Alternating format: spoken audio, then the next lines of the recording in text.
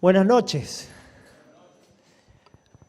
Yo lo tengo que nombrar. Marco Bocian no me dio cuántos minutos tenía.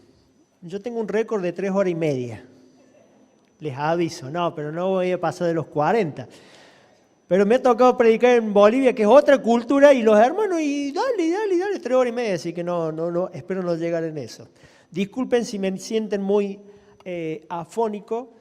No iba a venir, pero vine. La vez pasada también me habían invitado a compartir ahí en Campos Blancos y me agarró el COVID. Y esta vez di sangre, que siempre doy seguido, y se me bajaron las defensas, así que no sé, estoy medio pachucho, digo. Así que tráeme agua, le digo a Andrés, porque está la junta quemada, dicen los mecánicos. Gracias por la invitación. Gracias, Iglesia de Rincón. ¿Cuánto aprecio esta iglesia? ¿Saben? Hay raíces de mis ancestros en esta iglesia. Empezando a rebuscar Don Percy Hamilton, un grande, mi bisabuelo, tuvo 3 muchachos. Uno era Luis Palau, al que discipuló. El otro era Don Boyajian, que lo conocí en su vejez, misionero que estuvo para las Sierras Chicas. Gracias. Y otro era un Merecian, que lo deben conocer ustedes, que también fundó esta iglesia. Así que por ahí corre venas de Rincón. Pero también han andado en los campamentos de jóvenes, así que siempre hemos estado. Pero la razón más importante se los voy a decir al final del mensaje, que me une a la iglesia de Rincón. Así los tengo ahí un poco en la expectativa. Te invito a que abras tu Biblia en el libro de Romanos. Hoy el tema que le he titulado Siesta Espiritual. Siesta espiritual. Si hay algo que divide a la población siempre hay diferentes cosas que nos dividen, ¿no? A lo que le gusta la tita, la rodesia, la Coca-Cola, la Fanta, y no vamos a entrar en otras bebidas. Pero también los que les gusta la siesta y los que no les gusta la siesta. ¿Acá hay gente que le gusta la siesta? ¿La de 5, la de 10 minutos o la de 2 horas? Porque también hay una frecuencia bastante grande de cuánto dormimos de siesta. ¿Saben? En la palabra de Dios, el apóstol Pablo siempre habló, al menos en 3 de sus cartas, con este simbolismo de la siesta, pero dicho en otra forma. Y los tiene que decir, despierten de algunas dormidas que estaban teniendo los hermanitos en la fe. Lo cierto es que siempre cuando hay una siesta, siempre ponemos una alarma para despertarnos, ¿o no? Por ahí, o llámame, déjame 5 minutitos y después llámame. Y nosotros hemos empezado a usar las alarmas. Otras generaciones más atrás no había alarmas. Y nos hemos ido acostumbrando a diferentes tipos de alarmas, pero también hay veces que las alarmas suenan y las apagamos.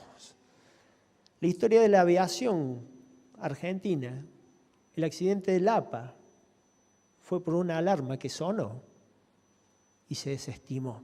Y hay alarmas que Pablo va a mencionar acá al pueblo cristiano que tiene que tener en cuenta para no dormirse en alguna siesta. Romanos capítulo 13. Ahí lo van a ver también en la pantalla. Y esto, versículo 11, qué lindo cuando se escuchan las Biblias. Es un placer el sonido de las hojas.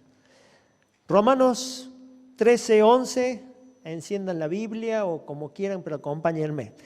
Y esto, conociendo el tiempo, que es ya hora de levantarnos del sueño, porque ahora está más cerca de nosotros nuestra salvación que cuando creíamos.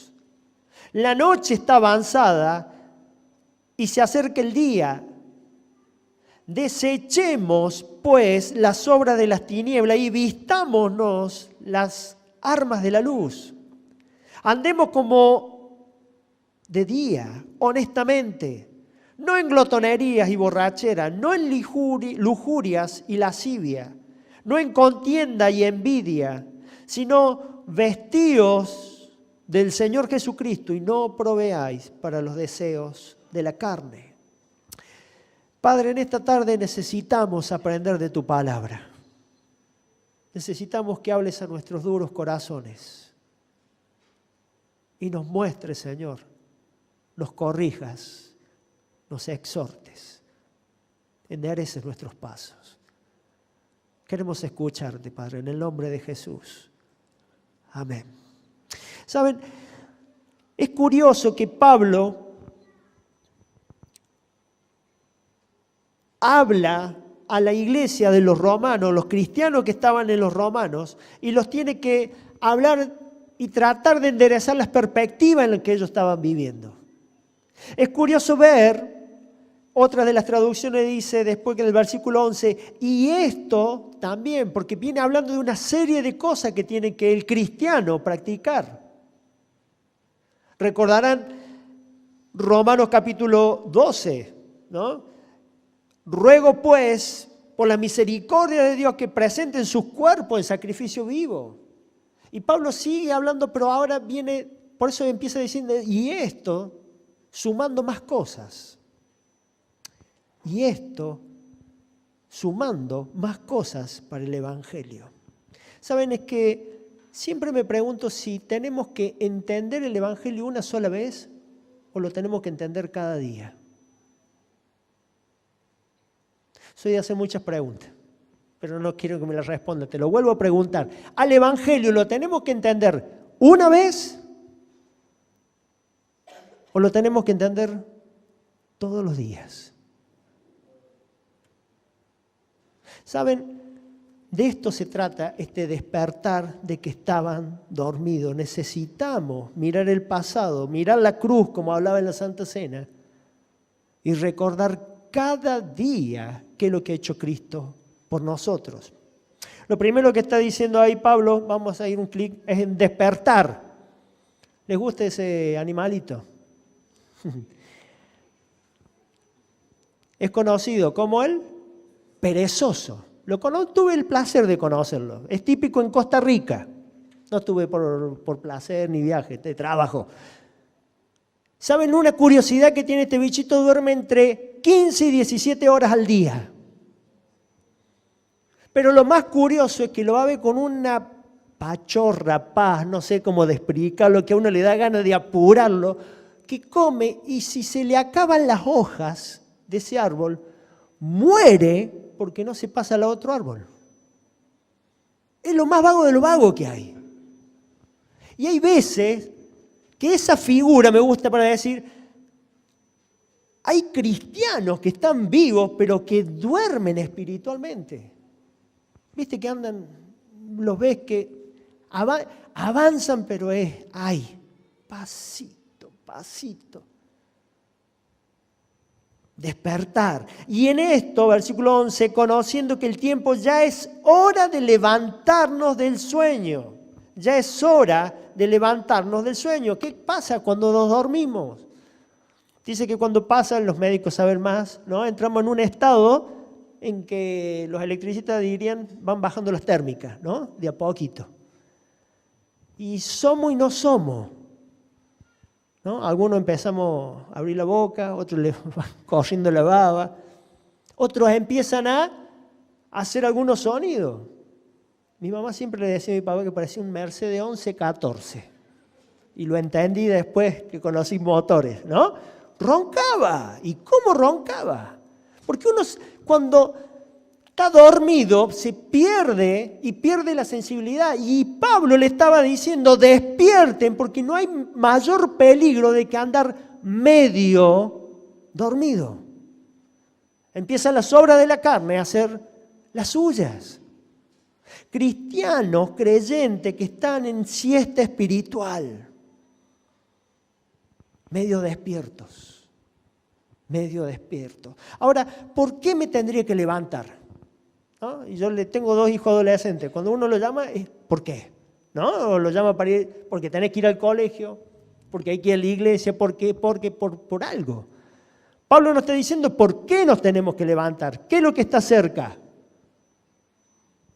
Se acerca el día de nuestra salvación, estamos más cerca a la salvación en que creemos, el tiempo. Y Pablo está hablando del tiempo, no el tiempo cronos, del tiempo de reloj, sino el tiempo kairos, el tiempo de gracia desde Jesucristo hasta la segunda venida. Ese tiempo se acerca, pronto vuelve Cristo. Dejen de dormir. Pronto vuelve Cristo. No es que aún no hayamos experimentado nuestra salvación. Quiero que entiendan esto. No es que somos medio salvos y que cuando venga Cristo. No. Es que nuestra salvación completa va a ser glorificada cuando Cristo vuelva. Garantía de eso es el Espíritu Santo, las arras de nuestra salvación. Es entender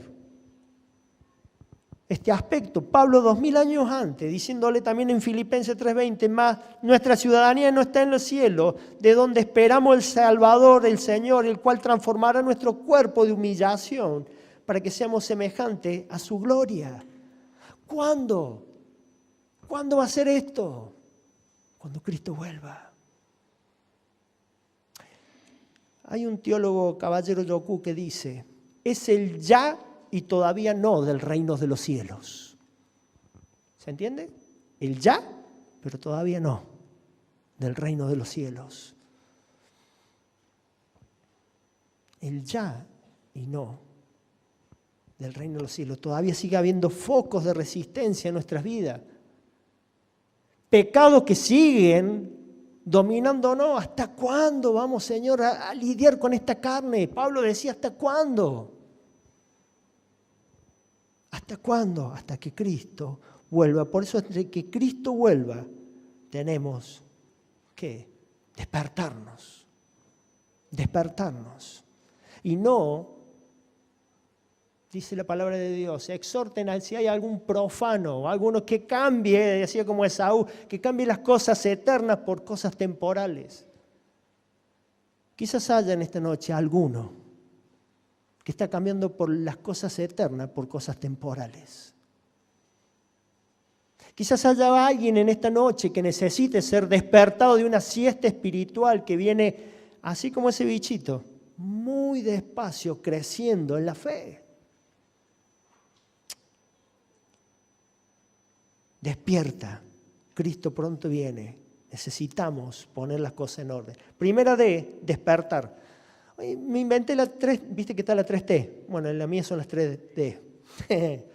La segunda D que quiero que veamos es dejemos, vamos un clic más ahí, y dice el versículo 12, la noche está avanzada, se acerca el día, desechemos pues las obras de las tinieblas. Desechemos las obras de las tinieblas y vistamos las armas de la luz. Desechar, dejarlas. Hay cosas que nos están dominando. Quiero hacer una pregunta. ¿A quién le está escribiendo Pablo? ¿A gentiles, incircuncisos, no conocidos o a cristianos en Roma? Yo no quería esa iglesia.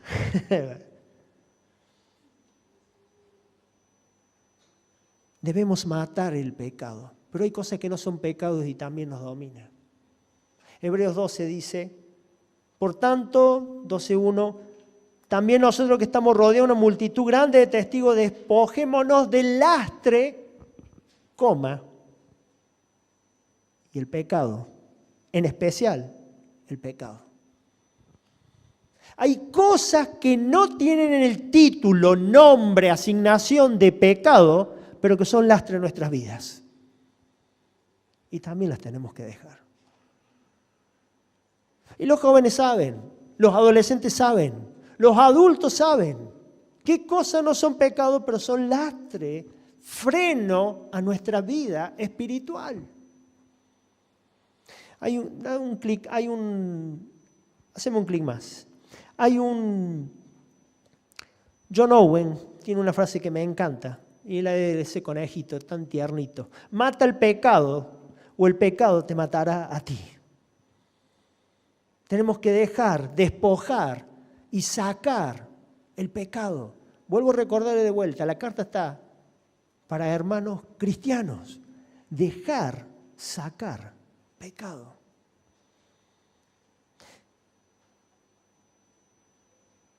Suena raro este término.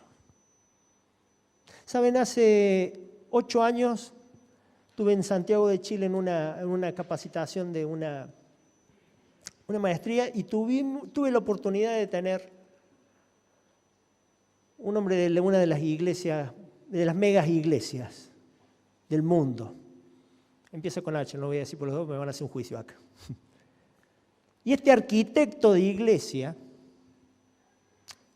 me decía, el gran problema que hemos tenido nosotros, y entre una de las cosas que aprendí ahí, que se ven hoy, la estamos viendo en algunas iglesias, ¿no? Y decía las técnicas que hacer para hacer iglesia. Yo estaba sorprendido y espantado, ¿no? Apagar las luces, los fondos oscuros, qué canciones, qué iluminación. Bienvenido a casa, en la entrada. Capaz que la empiecen a ver en algunas redes sociales, está muy, muy de moda. Mucha mano de hombre en eso. Y sabes, me decía, si hay algo que me arrepiento de esta mega iglesia que él era el arquitecto, ya se había retirado, arquitecto de iglesia, y dije, wow, no sabía que existía esto. Es que le dijimos a la gente, vení tal cual sos. Y nunca pedimos transformación. Vení como sos, pero si no te transforma Cristo, no sirve. Vení como sos, pero si no hay transformación en Cristo, no sirve. Dejar el pecado es algo que nos tenemos que exhortar siempre los unos a los otros y decir, hay que dejar para poder estar despierto, porque Cristo pronto viene. Y uno dice, pero dejar el pecado no es tan, entre los cristianos no creo que sea tan así. Yo tengo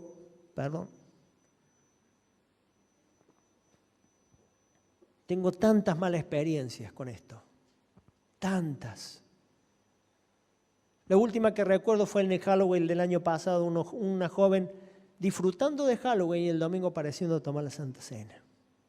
Entonces le tuve que decir, flaca, no entendiste nada vos. Tu lealtad está dividida. No entendiste nada de lo que es que Cristo te tiene que transformar tu vida si seguís todavía adorando y estando en un culto satánico como es Halloween, no entendiste nada. Es que ahí es donde me entra esta frase que la vengo acuñando, es que estamos cómodos con ser crucificados técnicamente. Técnicamente crucificados. La crucifixión, podías elegir la cruz que tenías que cargar, pero nosotros pensamos que es como un cajón más, ¿no? Queremos elegir qué categoría de cruz. ¿Cómo llevarla? ¿Quién la va a llevar? Y en cómoda cuota. Y Cristo dice, tomen su cruz y síganme. Romanos 6 dice, pareciera que agarré Romanos de atrás para adelante, ¿no? Romanos 6, ya voy a llegar al 1. ¿Qué pues concluiremos? ¿Vamos a persistir en el pecado para que la gracia abunde? De ninguna manera. Nosotros que hemos muerto al pecado, ¿cómo seguiremos viviendo en él? ¿Acaso no saben que hemos sido bautizados para unirnos con Cristo Jesús? Por tanto, mediante el bautismo fuimos sepultados con él en su muerte, a fin de que como Cristo resucitó por el poder del Padre, también nosotros llevemos una nueva vida. Queremos decirles a Dios cómo hacer las cosas y al mismo tiempo reservarnos un poco de gloria a nosotros, crucificados técnicamente. Y hasta que no nos pongamos completamente en la mano de Dios, hasta que no desechemos los pecados de nuestra vida, vamos a seguir combatiendo con esto y durmiéndonos. No hay crucifixión sin dolor. No hay crucifixión sin dolor. Seguir a Cristo te va a costar. Seguir a Cristo, perdón por no vender el Evangelio.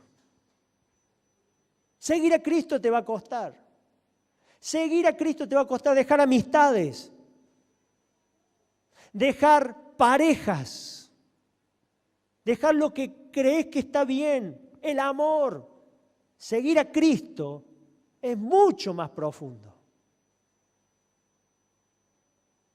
Seguir a Cristo, porque no existe crucifixión sin dolor. Ahora ya van entendiendo un poquito por qué tengo el mote de pastor mala onda, ¿no? Porque ¿saben qué? Yo prefiero que te vayas enojado por lo que dije hoy, que te vayas hasta herido, pero también prefiero que te lleve a arrepentimiento si estás llevando una doble vida, una lealtad dividida, y que nos encontremos en el cielo, celebrando con el Cordero. Tercera D, vamos a ir avanzando. Esa es la triple D que te decía, de día, decentemente, deseos, ¿no? Y dice el versículo 13, andemos como de día, honestamente, no en glotonería, borracheras, no en lujuria y lascivia, no en contienda y envidia. Siempre recuerdo este término lujuria porque trabajo con unas organizaciones misioneras y fuimos en el Chaco a una villa. Y una de las chicas abrió la Biblia y le decía lujuria. Y la mujer yo vi que no entendió nada, ¿no? Entonces le digo, explícale qué es lujuria. Y no sé, me dice. Ese deseo exacerbado sexualmente. ¿Saben? Cuando uno ve estas palabras en la Reina Valera, y se va al griego, no me quiero ir al griego porque no es académico esta oportunidad, habla de orgía y habla de porneia, inmoralidad sexual. Es más, otras de las traducciones lo traducen directamente, orgía y porneia, inmoralidad sexual. ¿Esto había en la iglesia entre los cristianos? ¡Wow! ¿Cuál es el límite, mis hermanos, que hay en la inmoralidad sexual? ¿Cuál es el límite que hay en la pornografía? Se está comiendo ministerios enteros, iglesias enteros, pastores enteros, la pornografía. No, los pastores no van a caer. Sí. Y sabes, con otro grupo de pastores de otros países hemos armado un grupo con un software y controlamos los routers de nuestra... Porque nadie está exento de esta porquería que se come a cristianos. Inmoralidad sexual. ¿Cuál es el límite de las borracheras? ¿Tenés límites? ¿Cuál es la medida justa? ¿Un vaso de Fernet? ¿2? ¿3? Es que, ¿te das cuenta cuál es el punto? No tenemos límites a veces definidos y medio dormidos caí. No, ¿cómo no ibas a caer? Si no estás despierto a las realidades que hay, seguramente vas a caer. Si no pones límite en lo que navegás y en lo que consumís, vas a caer. Si no pones límite en lo que consumís, vas a caer. Y en el mientras tanto están ahí los chicos que yo les digo, ¿no? Jugando con el elástico. Pastor, ¿hasta dónde es pecado? Pone límites. Pone límites. Necesitamos andar como de día, honestamente. En el pueblo de Dios no debería nombrarse glotonería, borrachera, inmoralidad sexual. Pero si no pones límites, esto y otros pecados están a flor y escondidos. A flor y escondidos. Hay un autor que me encanta, C.S. Lewis, autor de las Crónicas de Narnia.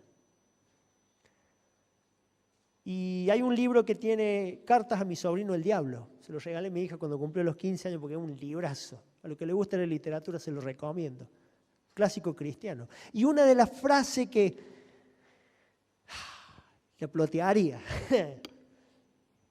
Dice, por cómo visten, hablando el sobrino con el diablo en teoría de cómo se comportan los cristianos, por cómo visten y se entretienen, cada vez es más difícil distinguir los paganos de los creyentes.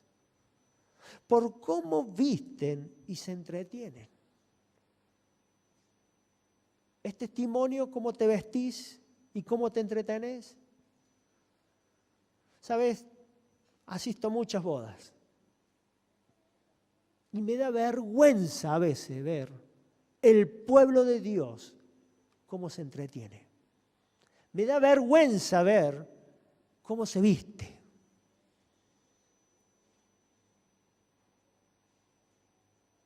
Porque cómo te vestís y cómo disfrutás en una celebración, habla de quién es tu lealtad y cuán crucificado está tu yo. Por cómo visten y se entretienen, cada vez es más difícil de ver y distinguirlos. ¿No está rechazando el mundo? Decía Juan ahí, no améis al mundo ni nada de lo que hay en él. Si alguien ama al mundo, no tiene el amor del Padre. El mundo se acaba y sus deseos, pero el que hace la voluntad de Dios permanece para siempre. Spurgeon decían, ustedes son la sal de la tierra. No algo dulce, le tienen que doler escupir.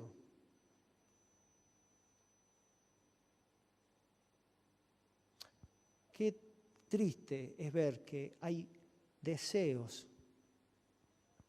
que no son sometidos a la cruz de Cristo. ¿Saben?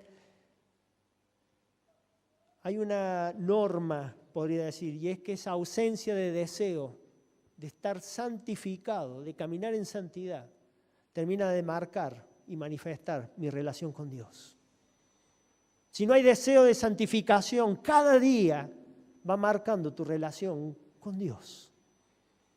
Por eso, cada día tengo que mirar el Evangelio. Cada día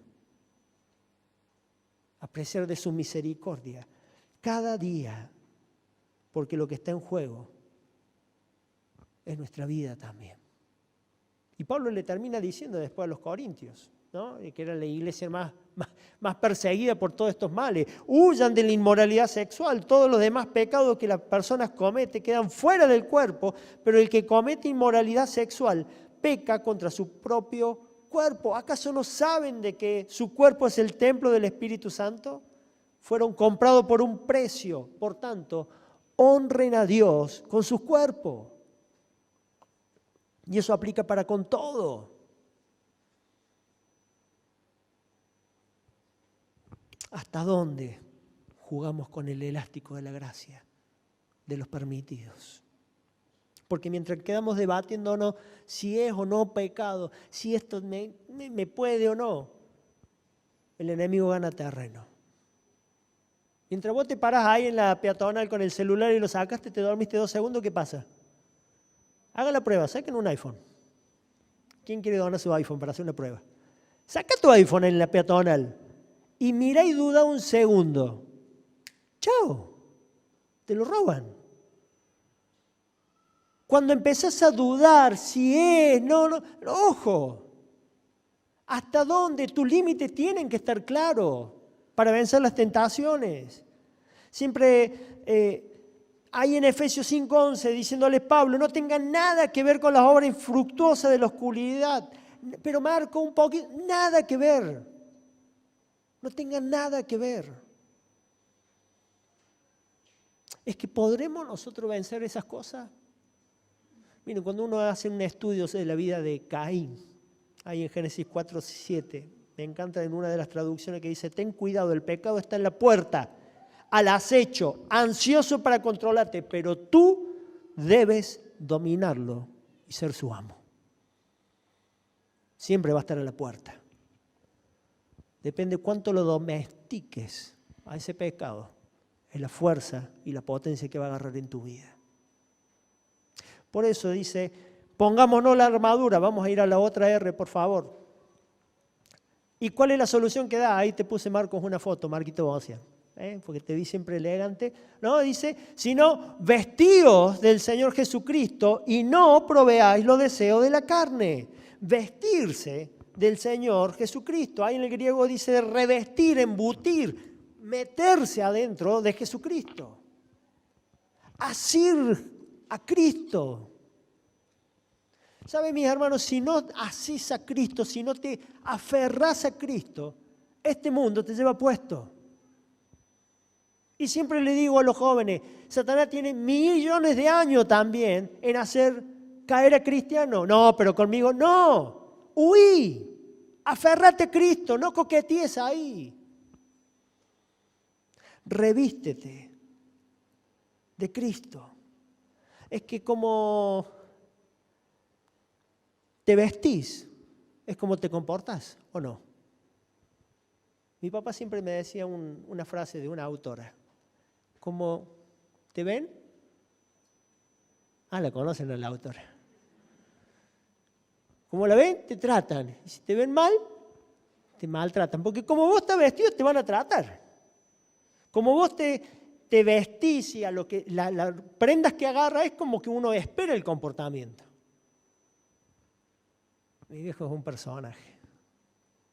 En la pandemia le agarró un infarto, en plena pandemia, cuando no se podía visitar nada ni hacer nada, aislado, sin noticias. Yo volvía de Estados Unidos de un viaje, yo estaba volando con los respiradores, estábamos full con los... Y yo digo, quiero verlo al viejo. Y mi hermano me dice, no se puede ver. No se lo puede ver. No hay forma, no te dejan, te dan los partes. Yo me puse el traje de doctor, ingeniero, me puse un traje, puse mi coso, mi escafandra, todo como entraba con los respiradores, doctor, porque como te ven, vengo a ver el paciente Quevedo. Y lo miro a mi viejo y le digo, ¿cómo anda? Como te ven, le dice, te tratan. ¿Cómo te estás vistiendo de Cristo? ¿Cómo te estás revistiendo de Cristo? Y acá es donde quiero entrar a la aplicación de todo este pasaje. Porque Pablo no solamente habla en Romanos, habla en Filipenses, habla en Colosenses, habla en Tesalonicenses, las mismas figuras de despertarse, de estar alerta y de revestirse de Cristo. Mira, vamos a Colosenses capítulo 3, versículo 13. Vestíos, pues, como escogido de Dios, y mira cómo te define, santo, amados, vestido de entrañable misericordia, de benignidad, de humildad, de mansedumbre, de paciencia, soportando unos a otros y perdonando unos a otros, si alguno tuviere queja contra otro, de la manera que Cristo os perdonó, también hacedlo vosotros. Y sobre todas estas cosas, vestidos de amor, que es el vínculo perfecto. Entonces Pablo ahí nos da, ¿qué es esto de revestirse de Cristo? ¿Cómo me tengo que vestir? Primero, entrañable misericordia. ¿Sos misericordioso? Entrañable misericordia. Esto da para otro mensaje más. No voy a tratar de irme porque si no, así se me van las 3 horas y media, ¿no? Entrañable misericordioso, y la palabra viene de ahí, de miseria, de cordis, de cardio, de que salga de adentro. ¿Te conmueve ver gente que se pierde? No una fría simpatía. ¿Cómo puedo ser misericordioso? Mire el Evangelio. Mire el Evangelio, lo que hizo Cristo por vos. ¿Te lo merecías? Mira lo que hizo Cristo por vos. Cada mañana te tenés que lavar la cara, mirar al espejo y decir, no, qué lindo que soy, qué hermosa creación. Gracias, porque tus misericordias son nuevas. Porque por su misericordia somos lo que somos. La pregunta es, cuando ves una persona, ¿te mueve la misericordia? ¿Sabe la cantidad de personas que se pierden? Hay 2 lugares feos que frecuento: villas y cárceles. Y con el ministerio de Movida siempre me ponen algunos que tienen el llamado misionero a mirarlos. Le digo, si no te conmueve que se están perdiendo y no llorás ante el altar de la gracia, llorando porque se pierden, si no tenés misericordia no te podés ir a la obra misionera. Si no tenés misericordia por tu vecino primero que se está perdiendo, ni vayas a la obra misionera. Misericordia. Necesitamos tener una entrañable misericordia. ¿Tenés misericordia de tu compañero de trabajo? ¿O te paras como el mayordomo de Tan? No se lo merece. ¿Ah? ¿Tenés misericordia de tu compañera de estudio que sin Cristo se va al infierno? ¿Tenés misericordia de los adictos que caen y caen y caen y nos agotan la paciencia? Entrañable misericordia, revistámonos de entrañable misericordia. Segundo punto, benignidad. La bondad está relacionada, la benignidad con la bondad y relacionada al término también de la misericordia. Pero es lo contrario de lo que es la malicia. Hay ¿cómo se llama? Un genio que una vuelta le apareció, ¿no? Y decía, pídeme un deseo, pero todo lo que pidas le daré a tu vecino el doble. Entonces el tipo pensó, todo lo que me pida, a tu vecino le voy a dar el doble, a vos te voy a dar por el vecino el doble, entonces quiero ser tuerto, ¿no? Le dijo, porque prefería que el vecino estuviera ciego. Eso es benignidad. No, benignidad es la ausencia de malicia, quiero que le vaya bien. ¿Querés que le vaya bien a tu hermano? ¿Hay bondad en tu rostro? Los de afuera pueden ver que hay benignidad en vos. Y déjame ir un poquito más a fondo. Tu esposa, tu esposo, puede decir que sos un hombre o una mujer benigna, que busca el bien de los demás.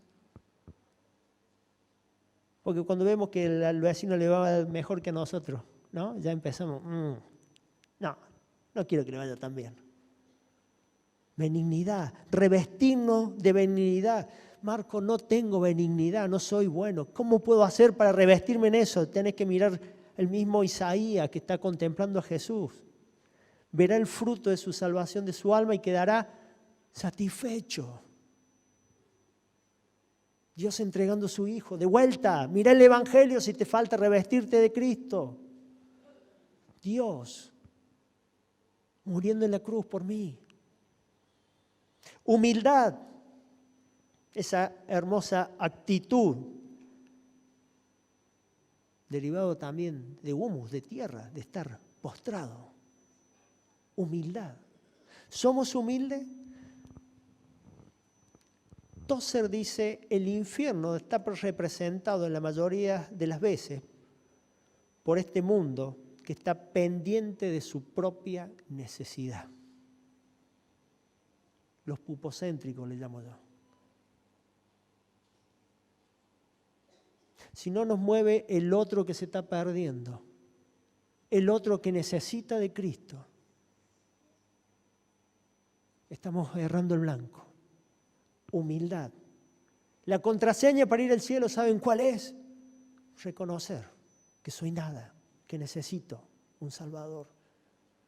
Reconocer de Cristo. Humildad. Por eso dicen que el reino de los cielos se sube bajando. Porque ningún orgulloso va a ir al reino de los cielos. El que crea que por sus méritos, por lo que tiene o por lo que hace, no va a ir al reino de los cielos. Necesitamos de Cristo. Cuarto punto que menciona, de revestirnos, mansedumbre. La definición de mansedumbre, poder controlado. ¿Sos manso? Voy un poquito más, porque mansedumbre es uno de los frutos del Espíritu. Es decir, todo cristiano genuino debería ser manso. Moisés era manso y humilde. Y no es mansedumbre mezclarla con tonto. Moisés era manso y humilde, pero cuando se enojó, allá fue la caña, ¿no? La vara con... Jesús era manso. Pero cuando amagó la vida, se complicó todo en el templo. Mansedumbre es ser dirigido, controlado por. ¿Tu vida está siendo controlada por el Espíritu Santo? ¿O por tus deseos, tus decisiones? Mansedumbre, uno de los frutos. Paciencia. ¡Wow! ¿Cómo no vendieron la paciencia por kilo para comprarla? Esa capacidad de soportar y aguantar y aguantar. Debemos revestirnos también de paciencia. Qué distinto sería la iglesia de Rincón, qué distinto sería tu casa, qué distinto sería si tuviéramos más bondad, más mansedumbre, más paciencia, qué distintos serían los matrimonios, soportándonos los unos a los otros. Que podamos decir, como decía Gálatas 2:20, ya no vivo yo, sino que Cristo vive en mí, revestiéndonos de Cristo. Por eso, te quiero dejar la tarea y también la aplicación. Si estás dormido espiritualmente, despertate, porque es tiempo. Se acerca. Si estás pecando, deja el pecado. Y si estás andando medio desnudo espiritualmente, revestite de Cristo. Revestirte de Cristo. ¿Saben? A veces me temo que nos olvidamos cada día de revisar el Evangelio. Cada día lo que hizo Cristo por nosotros. Y eso nos lleva a autocrearnos imágenes que no son. Revestirnos de Cristo. Hemos permitido a veces, siempre digo esto, nos hemos dado el lujo de permitir los jóvenes ricos que Jesús no le dio otra opción. Nos hemos permitido jugar con el Evangelio cuando no hay otra opción, más que estar crucificado conjuntamente con Cristo. Así que yo sé que este mensaje quizás para la generación cristal le puede molestar. Pero tenés que saber que si estás durmiendo, es muy probable que estés yendo por un mal camino. Es tiempo de despertar. Es tiempo de volver a Cristo. Es tiempo de enderezar nuestros pasos y revestirnos de Cristo. ¿Sabes? Te dije que me unían 3 cosas a la iglesia de Rincón. Y la tercera fue un relojero que me predicó en una carpa, allí en la iglesia de Calera, de donde yo vengo. Y me dijo, es tiempo, los tiempos predicaba, es tiempo de volver a Dios, tiempo de arrepentirse, tiempo de enderezar los caminos. Y recuerdo que con esos 9 años cantaba el prefiero a Cristo y solo a Él.